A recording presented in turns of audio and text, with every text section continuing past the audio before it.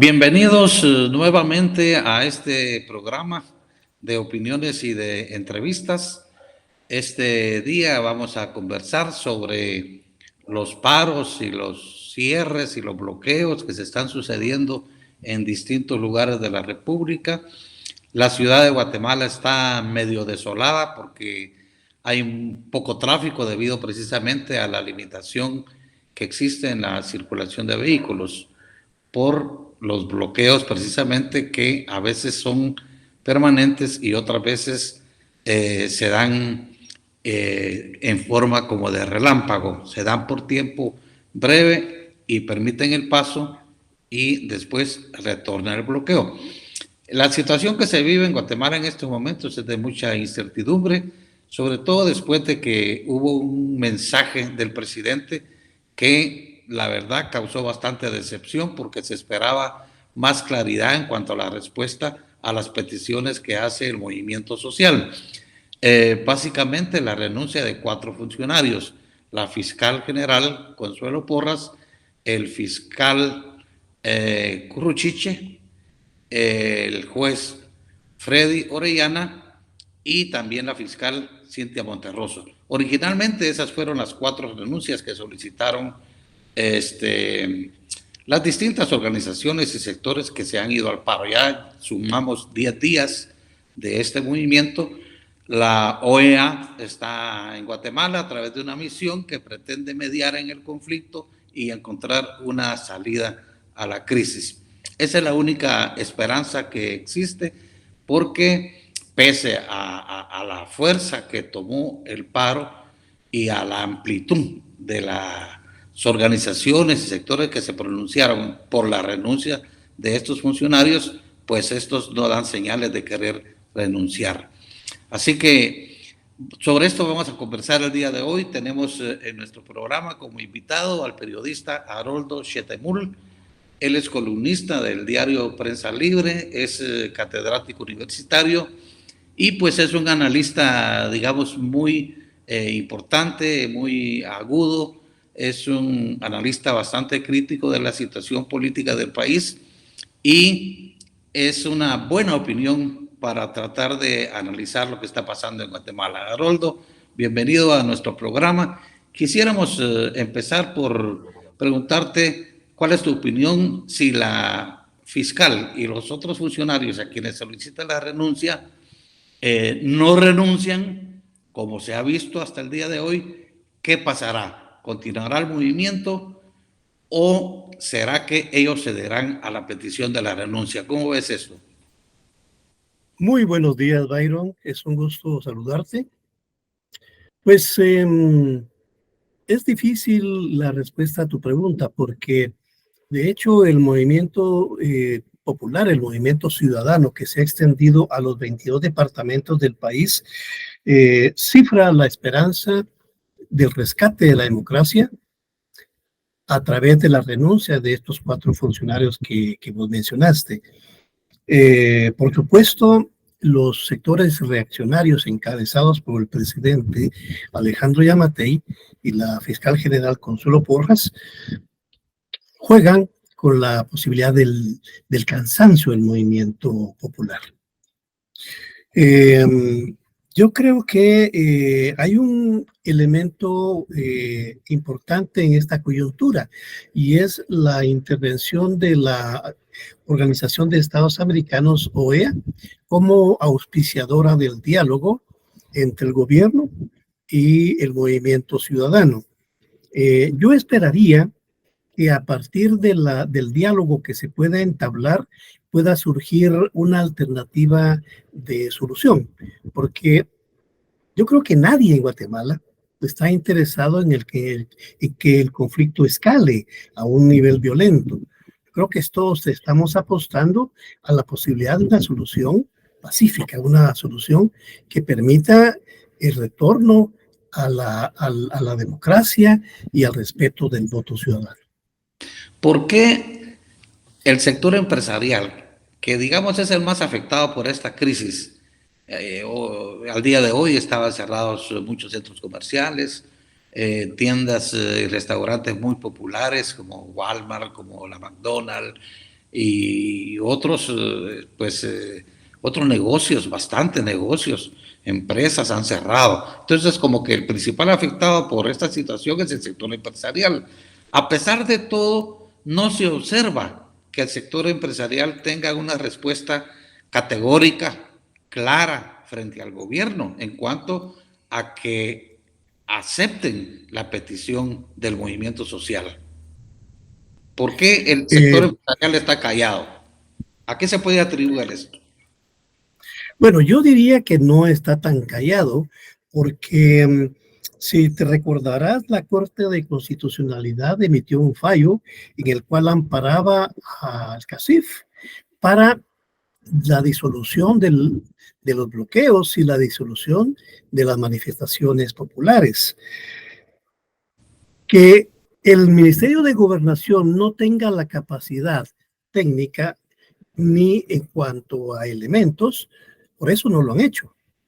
Pero el CACIF ha expresado en varias ocasiones a través de sus diferentes asociaciones gremiales el rechazo al movimiento ciudadano y atribuyen el problema a las manifestaciones que exigen la renuncia de Consuelo Porras. Sin embargo, creo que debemos entender que el problema no es ese. El problema es la persistencia de un golpe de Estado técnico que busca desarticular los resultados electorales. Históricamente, el sector empresarial organizado, el CACIF, ha respondido a los intereses de la cúpula gubernamental. Ahora, hay un elemento también que es importante tomar en cuenta. El CACIF ha mantenido una estrecha relación con Consuelo Porras por dos razones. Una, porque ella es una fiel guardián del sistema de corrupción, del sistema de impunidad. Pero a la vez, Consuelo Porras tiene la llave para poder activar casos en contra de varios empresarios. Dentro de ellos, lo que ocurrieron durante el gobierno de Jimmy Morales, de financiamiento electoral ilícito, que Consuelo Porras lo que hizo fue archivarlos. Entonces, el CACIF tiene a Consuelo Porras así por el temor de que en algún momento, si el CACIF la critica, pueda activar esos procesos y enderezca investigaciones en contra de empresarios. Hay algunos indicios o algunos analistas, bueno, yo veo también que pudiera haber algún trasfondo no declarado para que la policía y las fuerzas de seguridad en general no hayan intervenido en estos 10 días de bloqueos. Se ha notado una actitud muy diferente de la actuación de la policía en el trato hacia los manifestantes. Inclusive se ha observado cuadros donde los manifestantes le dan comida, le dan alimentos y bebidas a los policías. Por supuesto, porque el gobierno del Ministerio de Gobernación no les envía alimentos a los policías y entonces la gente, por supuesto, la gente, una actitud de buena fe, le da alimentos a la policía y en otros casos se ha visto un diálogo entre manifestantes y policías, como por ejemplo en Chiquimula, donde se da un diálogo en el cual un ciudadano le explica al policía por qué es que ellos están protestando y que la lucha es por la democracia, que la lucha es por el país, por los intereses del país, y prácticamente el policía acepta las explicaciones y vuelven a sus lugares tranquilamente. Algunos creen que esto pudiera ser digamos, o existe una diferencia con Yamatei, o bien es una actitud hablada para que la policía no intervenga Esto significaría quizá una diferencia que exista entre la fiscal general y Yamatei, en el sentido de que de permitir que los manifestantes se sigan pronunciando. O sea que Yamatei podría eventualmente estar favoreciendo la renuncia de la fiscal, pero por supuesto que hay una lucha ahí que se puede observar, porque también ella tiene en sus manos muchos casos en los que Yamatei podría ser, digamos, involucrado y por lo tanto procesado. O sea, eso pareciera ser que está ocurriendo también, porque parece muy raro que las fuerzas de seguridad no hayan intervenido abiertamente. Lo que ha sucedido es muchos infiltrados, vandalismo en las manifestaciones y en los bloqueos, pero no una intervención abierta de la policía. Bueno, yo tengo una lectura diferente, porque desde tu análisis estaríamos hablando de un Alejandro Yamatei bueno, lo cual considero que no es así. Lo que sucede es que tenemos que entender que actualmente los ojos del mundo están sobre Guatemala. Por supuesto, en el mundo hay cualquier cantidad de conflictos, pero me refiero en el caso de América Central. Los ojos del mundo están puestos hacia las denuncias que ha habido en torno a la manipulación del proceso electoral. Entonces, Yamatei no es ningún político que actúe sin pensar que pueda tener repercusiones negativas a su imagen, ¿verdad? El hecho de que no haya habido mayor acciones en contra del movimiento, yo lo percibo de dos maneras. Una, el hecho de que Alejandro Yamatei no se arriesgaría a lanzar una ofensiva violenta en contra del movimiento ciudadano, porque eso repercutiría en contra de su imagen a nivel internacional. Si ya tiene encima el rechazo de la Comunidad Europea, de la Organización de Estados Americanos y del gobierno de Estados Unidos y de muchos gobiernos de América Latina, ¿qué sucedería si él lanzara una acción violenta para disolver las manifestaciones? Eso sería la causa de su imagen. Es el punto número uno. Punto número dos, la capacidad operativa. Provial ha señalado que existen más de 100 bloqueos a nivel nacional.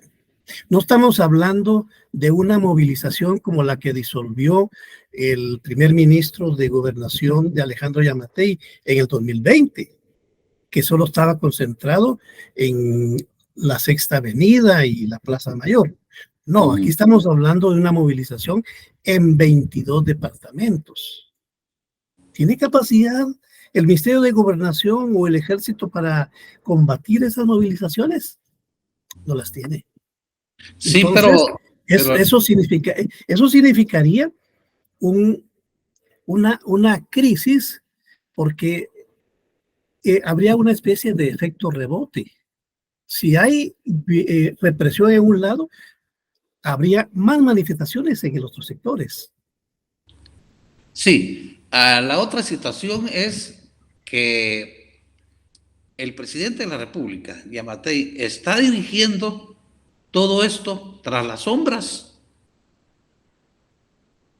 Él hasta ahora ha tratado de aparecer al margen de esta crisis, pero realmente muchos creen de que él está tras las sombras y que él toma las decisiones. Lo decía el ex embajador de Estados Unidos en Guatemala en un análisis que él hacía, que la fiscal Consuelo Porras hace lo que Yamatei le ordena que haga.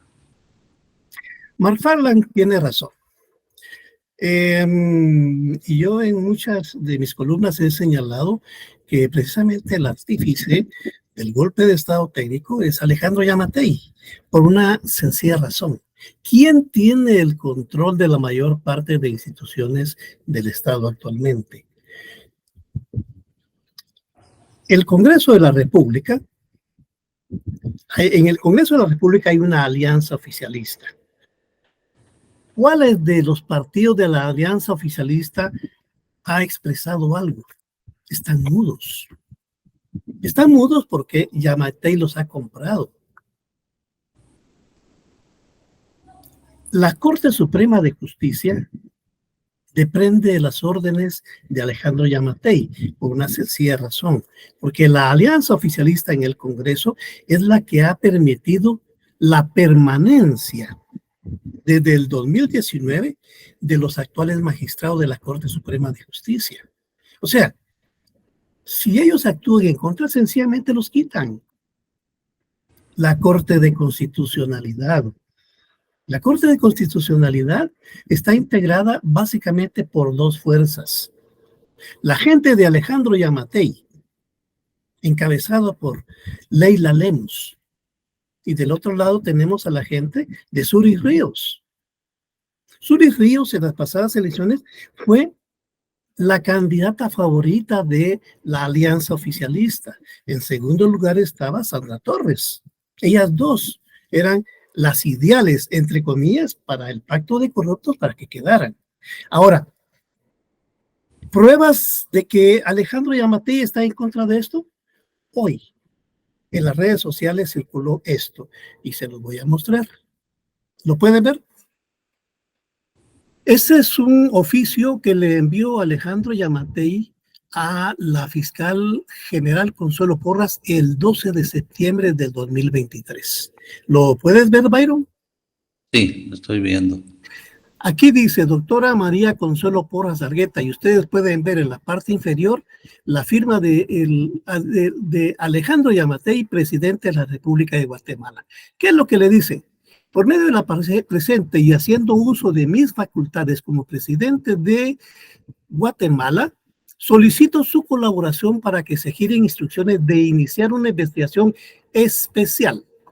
El propósito de esta será atender las diferentes denuncias que se han suscitado sobre las supuestas ilegalidades respecto a la suscripción del contrato administrativo con la entidad Datasys Guatemala S.A., cuyo objetivo fue la adquisición de un programa informático que fue usado en el último proceso electoral ocurrido en el país. Considero que es necesario determinar si durante la fase de licitación y aprobación de esa compra pública pudo haber existido algún conflicto de interés o incluso la posibilidad de que se haya puesto en riesgo, óigase esto, que se haya puesto en riesgo la transparencia de las instituciones y del proceso de elección mismo, tanto en la primera como en la segunda vuelta electoral. Apelo, o sea, el presidente Alejandro Yamatei le dice a Consuelo Porras: apelo a su honorable espíritu de eficiencia, probidad y apego a la ley para encauzar un proceso investigativo imparcial y ejemplar que determine si de verdad existieron tales irregularidades. Ahí está la firma de recibido del Ministerio Público. Ahora miremos este oficio de respuesta de Consuelo Porras al presidente Alejandro Yamatei. Dice: doctor Alejandro Yamatei, falla. Presidente de la República de Guatemala, su despacho, está fechado el 18 de septiembre de 2023. Estimado señor presidente, me es grato informar que la institución ha iniciado el proceso de investigación sobre la adquisición del contrato administrativo del sistema de transmisión de resultados electorales preliminares, TREP. Sin embargo, debo informar que para ejecutar algunos procedimientos será necesario contar con el apoyo de la Corte Suprema de Justicia. Óigase bien, la fiscal general está diciendo al presidente que para actuar debe contar con el apoyo de la Corte Suprema de Justicia. Ahora bien, continúa el oficio. De acuerdo a lo antes expuesto y en cumplimiento de mis funciones como fiscal general, he enviado un informe a la presidenta de la Corte Suprema de Justicia, Silvia Valdés, para reafirmar nuestro respaldo como órgano garante de la justicia de nuestro país, además de requerir su colaboración en las próximas semanas para dar credibilidad al retiro de antejuicio de los magistrados del Tribunal Supremo Electoral. De acuerdo a lo antes expuesto, quisiera pedir de forma respetuosa su colaboración para que se una a nuestra petición.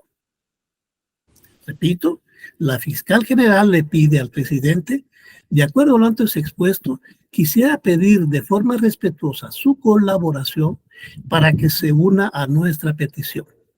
Firma, ahí está la firma de Consuelo Porras. En la parte superior se puede ver el sello de recibido de la Presidencia de la República, 18 de septiembre de 2023. Entonces, pregunto yo, ¿quieren más pruebas del involucramiento del presidente Alejandro Yamatei en este golpe de Estado en contra del voto ciudadano y en contra del Tribunal Supremo Electoral?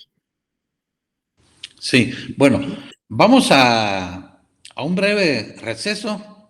Estamos conversando con el periodista Haroldo Chetemul sobre la situación crítica del país en estos momentos. Vamos a regresar en un par de minutos.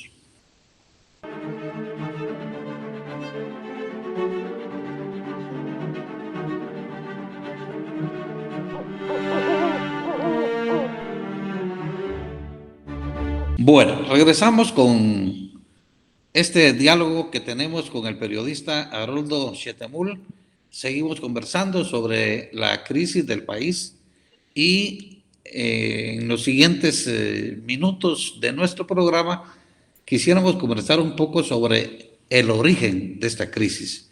¿Por qué se presenta esta actuación del Ministerio Público en cuanto a tratar de descalificar el triunfo de Bernardo Arévalo, a tratar de cancelar el partido Movimiento Semilla, de cuestionar el desempeño del Tribunal Supremo Electoral, asumiendo que pudiera haber existido un fraude en las elecciones? Este es el origen de todo lo que estamos viviendo en Guatemala a partir del 20 de agosto. Y por eso preguntamos a Haroldo Chetemul si es posible pensar en un fraude electoral o no. Bueno, yo de primero apuntaría a un asunto, que en Guatemala pudieron haber habido 100 fraudes electorales a lo largo de nuestra historia, pero es muy difícil, quizá imposible, que en la historia de Guatemala se presente un fraude para que gane un partido con cierta connotación de izquierda. Adelanto este punto, pero queremos oír, Haroldo, ¿cómo ves el origen de este conflicto? ¿Es posible un fraude o no es posible un fraude? Porque esto es lo que está tratando de demostrar el gobierno a través del Ministerio Público. Yo pienso que la respuesta es muy sencilla. Es imposible que un partido de oposición pequeño, porque Semilla es un partido pequeño, sin que en la primera vuelta electoral contara con fiscales de mesa en la mayor parte de Guatemala. ¿Quién iba a hacer el fraude? ¿Quién? En última instancia, los fraudes son desarrollados por estructuras de poder que tienen la capacidad, primero, de movilizar los votos marcados o manipular los sistemas tecnológicos. Pero de eso el movimiento Semilla no tenía lo más mínimo. Yo creo que esta es una justificación, es una artimaña, es una invención para tratar de entender por qué la gente votó por un partido anticorrupción. Hasta el movimiento Semilla en los primeros minutos y horas del conteo de la primera vuelta electoral estaban extrañados, porque las encuestas electorales lo habían dejado con una cantidad aproximadamente de 3% de votos. Ahora, ¿qué es lo que pasó? Para eso es cierta explicación. Primero, Alejandro Yamatei y su estructura, la alianza de partidos que están atrás de él, dentro de ellos estamos la UNE, todos, creo, Unionista, entre otros, trataron de dirigir las elecciones para que ganara la gente que ellos querían. Como dije, habían dos candidatas favoritas, Suri Ríos y Sandra Torres. Y por eso quitaron a Roberto Arzú.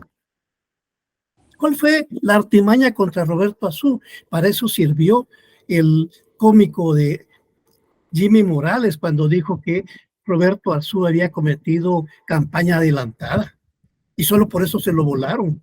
En realidad, se lo volaron porque Roberto Arzú dijo que Alejandro Yamatei era un corrupto y que si llegaba a la presidencia lo iba a juzgar. Por eso lo quitó. El segundo fue a Telma Cabrera, pero no tanto por Telma, sino por el ex procurador de los derechos humanos, Jordán Rodas. Porque Jordán Rodas, durante el ejercicio como procurador de los derechos humanos, hizo una acción de apoyo al movimiento ciudadano, y eso no se lo perdonan. Luego surgió como la espuma, al estilo pasó posteriormente con Bernardo Arévalo, surgió Carlos Pineda. Carlos Pineda, si no lo hubiera detenido, ahorita sería el presidente electo de Guatemala y a él le estaría haciendo el golpe de Estado. Pero ¿qué sucedió? Dijeron que su partido había tenido problemas legales en asambleas y se lo volaron. Entonces, la gente se quedó sin referentes que le permitieran impulsar un voto consciente. Y obviamente, ¿qué opciones había? Las únicas que quedaban eran Manuel Villacorta y Bernardo Arévalo. Villacorta tuvo un gran problema en los días previos a las elecciones, porque para tratar de ganar votos en la capital, vino y lanzó una campaña a favor de Sebastián Arzú para la presidencia, para la municipalidad capitalina. Eso a la gente que lo apoyaba le disgustó porque se dieron cuenta que era un político tradicional que no le importaba conseguir votos al aliarse con cualquier persona. ¿Qué dejó en el camino entonces? Bernardo Arévalo. Esa es la solución. Es una de las explicaciones más válidas para entender qué pasó. No el supuesto fraude. El fraude solo lo podía haber hecho Alejandro Yamatei. Sí, bueno, a esto se deben todas las embestidas que ha hecho el Ministerio Público en contra del Tribunal Supremo Electoral, sustrayendo las actas y secuestrando pues otro tipo de papelería. Han sido 2 allanamientos realizados contra el Tribunal Supremo Electoral. Ahora, el objetivo de esto si es impedir la toma de posesión de Bernardo Arévalo, que se debería dar el 14 de enero, si el objetivo es impedir la juramentación de Arévalo como presidente, todavía faltan noviembre y diciembre y parte de octubre. Es más, el 31 de octubre, de acuerdo al calendario que fijó la resolución del Tribunal Supremo Electoral en enero, el 31 de octubre vence el periodo de proceso electoral. Entonces todos creen de que a partir del 31 de octubre va a empezar una gran ofensiva del Ministerio Público para inhabilitar al presidente electo, a Bernardo Arévalo, y tratar de suprimir al partido Semilla y probablemente impedir que tomen posesión también los diputados electos por Semilla. Este proceso no se descarta todavía. ¿Será que podrá el Ministerio Público continuar con estas acciones y que en el fondo a esto se deba la petición de renuncia? Porque solo con la renuncia de ella y de Curuchiche se le pondría fin a este proceso de alteración de los resultados electorales. ¿Será posible que esto siga ocurriendo, que se siga dando esa acción del Ministerio Público, Haroldo? Yo pienso que la participación de los enviados de la Organización de Estados Americanos a partir de esta semana es crucial, porque solo existen dos posibilidades. Sí o sí, la renuncia de Consuelo Porras. Si el movimiento ciudadano fracasa y se impone la vía de Alejandro Yamatei y Consuelo Porras, tengamos por seguro de que van a consumar el golpe de Estado en contra de Arévalo y los diputados de Semilla. Por eso es fundamental esto. Y el problema es que Alejandro Yamatei no ha comprendido la dimensión del movimiento ciudadano y que el movimiento ciudadano ha dado visos. Yo nunca había visto en las últimas décadas un movimiento ciudadano tan vigoroso como el actual. Es una de las máximas expresiones de resistencia del pueblo por su voto. Por sus votos que esta gente está peleando. No vota ni por Bernardo Arévalo ni por el partido Semilla. Vota por el respeto a su voto. Entonces, eso es lo que está en juego. Y yo pienso que si no se logra, no se logran las reivindicaciones del movimiento ciudadano, estamos casi dando por perdido el mismo país. Yo diría que es importante escuchar las palabras del expresidente Vinicio Cerezo. Ayer él en las redes sociales emitió una declaración, la voy a presentar porque es importante tomarlas en cuenta. Presidente Yamatei, Alejandro, en este momento usted está solo frente a la historia. En sus manos está asegurar el retorno a la gobernabilidad y a la paz social. Es momento de escuchar al pueblo y a todos los sectores de la sociedad, quienes están ejerciendo, como no veíamos desde hace mucho tiempo, su derecho legítimo a la protesta pacífica. Esto no se trata ya de un partido político, se trata del presente y el futuro del país, de la gobernabilidad, la paz y la democracia. Los presidentes estamos de paso, pero lo que debe prevalecer son las instituciones y los procesos históricos. No puede ni debe quemar su futuro y el futuro de Guatemala defendiendo a sectores que le están utilizando. Aún está a tiempo de detener la tragedia, de evitar la radicalización del movimiento ciudadano. Usted tiene el poder para ofrecer una salida a la crisis a través de la destitución de funcionarios que amenazan la transición democrática y el resultado electoral. Como siempre he dicho, las manifestaciones ciudadanas son la música de la democracia.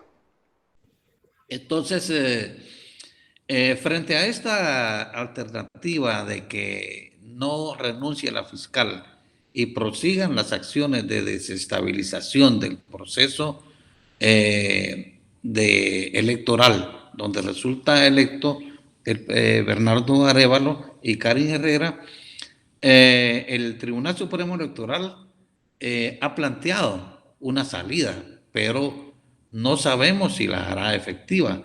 Y es que como el Tribunal Supremo Electoral tiene la potestad de poder ampliar el periodo del proceso electoral al 14 de enero del 2024, puesto que, de acuerdo a la resolución emitida en enero, vence el proceso electoral el 31 de octubre.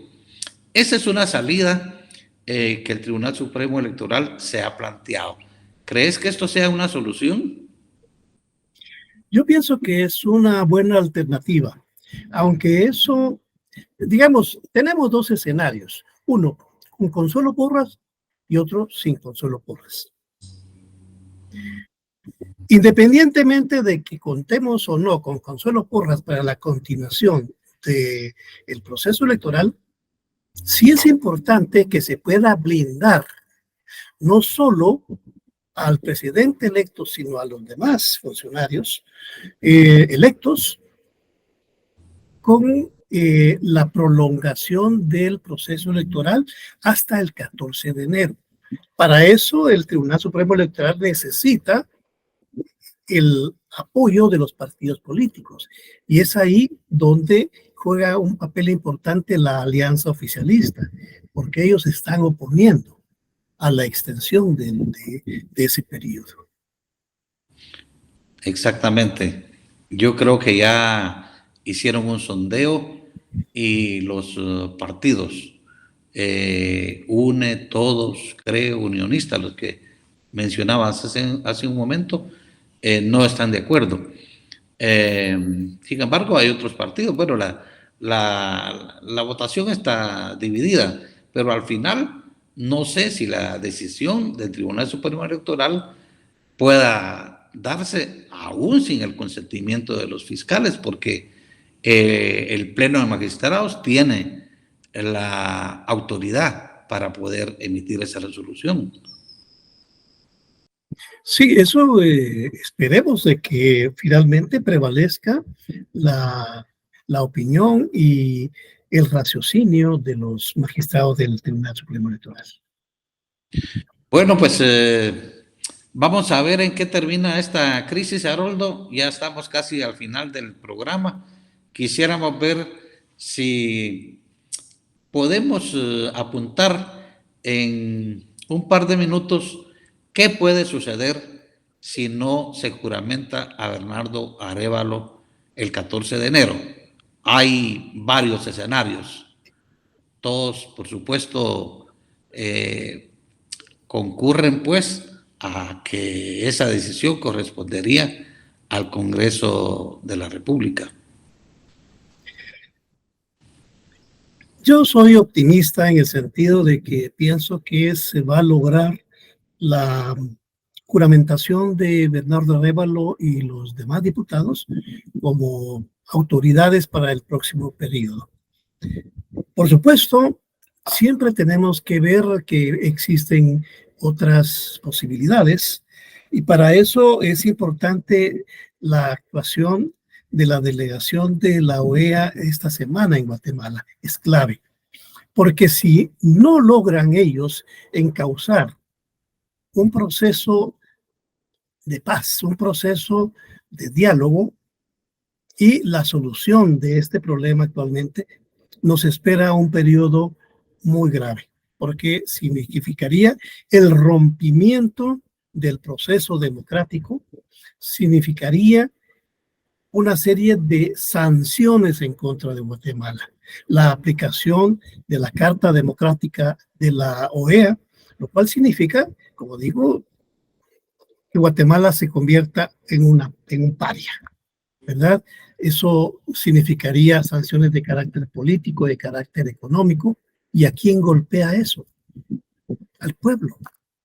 El pueblo es el principal afectado de todo esto. Por eso yo pienso que si bien existe esa posibilidad terrible de que Alejandro Yamatei y su alianza puedan doblegar el proceso electoral. Tengo confianza en que finalmente el movimiento ciudadano va a lograr sus propósitos.